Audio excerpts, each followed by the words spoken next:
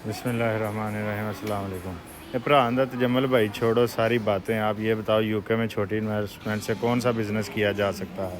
कोई भी बिज़नेस नहीं किया जा सकता। बिज़नेस हुंदा किवें में छेहां दे मुंडे ने ना 10वीं च फेल होंदे ने, बह जांदे ने दुकान दे उत्ते कपड़े दी, ते उत्थे जेह्ड़ा ना 3-4 साल जेह्ड़ा ना उस्ताद को बहिंदे ने, आंदा जा चाह लिया, बंदे आ गए ने, ये कर वो कर, छोटे ये कर वो कर, सारे उस्ताद कम्म करांदा है। 3-4 साल प्यो दी वड्डी दुकान हुंदी है, पर प्यो किसे कोल ओनू रखवांदा है ताकि ਉਹਨੂੰ ਕੱਪੜੇ ਦੇ ਬਿਜ਼ਨਸ ਦਾ ਇਲਮ ਆਏ। ਕੋਈ ਵੀ ਤੁਸੀਂ ਕੰਮ ਕਰਨਾ ਹੁੰਦਾ ਨਾ, ਉਹਦਾ ਤੁਹਾਨੂੰ ਪਹਿਲਾਂ ਇਲਮ ਚਾਹੀਦਾ ਹੁੰਦਾ, ਤਜਰਬਾ ਚਾਹੀਦਾ ਹੁੰਦਾ।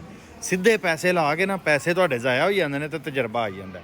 ਤੇ ਲਿਹਾਜ਼ਾ ਤਜਮਲ ਭਾਈ ਕੋਲ ਆਪ ਕੋਈ ਤਜਰਬਾ ਨਹੀਂ। ਤਜਮਲ ਭਾਈ ਨੇ ਜ਼ਿੰਦਗੀ 'ਚ ਕਿਤਾਬਾਂ ਕੰਗਾਲੀਆਂ ਨੇ 300-400, ਠੀਕ ਹੈ। ਤਜਮਲ ਭਾਈ ਨੇ ਜ਼ਿੰਦਗੀ 'ਚ ਕੋਈ ਕਾਰੋਬਾਰ ਨਹੀਂ ਸਿੱਖਿਆ, ਤੇ ਤਜਮਲ ਭਾਈ ਤੁਹਾਨੂੰ ਕੀ ਦੱਸਣਗੇ ਕਿ ਕਿਵੇਂ ਕਾਰੋਬਾਰ ਕਰਨਾ। ਪਰ ਮੈਂ ਤੁਹਾਨੂੰ ਇਹ ਦੱਸ ਦੇਣਾ ਕਿ ਕੋਈ ਵੀ ਕਾਰੋਬਾਰ ਕਰਨ ਵਾਸਤੇ ਨਾ ਪਹਿਲਾਂ 3-4 ਸਾਲ ਬਗੈਰ ਪੈਸੇ ਤੋਂ ਉਸ ਕਾਰੋਬਾਰ 'ਚ ਧੱਕੇ ਖਾਣੇ ਹੁੰਦੇ ਨੇ, ਸ਼ਾਗਿਰਦੀ ਕਰਨੀ ਹੁੰਦੀ ਹੈ। ਪਾਕਿਸਤਾਨ ਦੇ ਵਿੱਚ ਉਹਨਾਂ ਨੇ ਸਾਡਾ ਇੰਗਲਿਸ਼ ਦੀਆਂ ਕਿਤਾਬਾਂ 'ਚ ਮੁਸਤਕਬਲ ਜ਼ਾਇਆ ਕਰ ਦਿੱਤਾ ਹੈ। ਤੇ ਹੁਣ ਤੁਸੀਂ ਪੁੱਛ ਲਓ ਕਿ ਕਿਵੇਂ ਇਨਵੈਸਟਮੈਂਟ ਕਰਨੀ ਹੈ, ਕਿਹੜਾ ਹੁਨਰ ਹੈ। ਨਾ ਸਾਡੇ ਕੋਲ ਹੁਨਰ ਹੈ, ਨਾ ਸਾਡੇ ਕੋਲ ਤਜਰਬਾ ਹੈ। ਅਸੀਂ ਜ਼ਾਇਆ ਕੌਮ ਆ ਯਾਰ, ਜ਼ਾਇਆ।